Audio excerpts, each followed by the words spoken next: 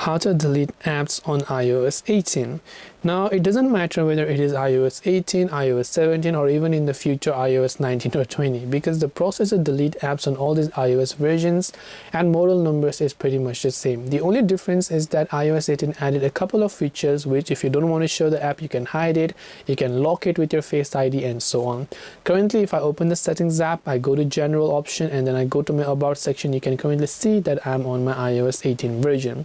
So once I've done that, over here you'll see this type of options where all you have to do is you have to simply go ahead and then long press on a certain app that you want to delete. Now before you try to remove the app, you can see the option called require Face ID. Just a little touch up is that you can choose to lock this app and hide it from your home screen, and you'll only find them from the hidden section on your app library. By going to hidden section, unlocking with your Face ID, only then you'll be able to go ahead and then view those. But if you want to completely remove it, you can tap on it, tap on the remove app button. It will ask you whether you want to remove from home screen, which means you'll find them in the app library but not on home screen, or whether you want to delete the app completely. So depending on your choice, you could go ahead and do that. So I hope that this video helped you. If you have got any further questions, feel free to leave them down in the comment section. Thank you for watching till the very end of this tutorial, and as always, see you soon in our next video.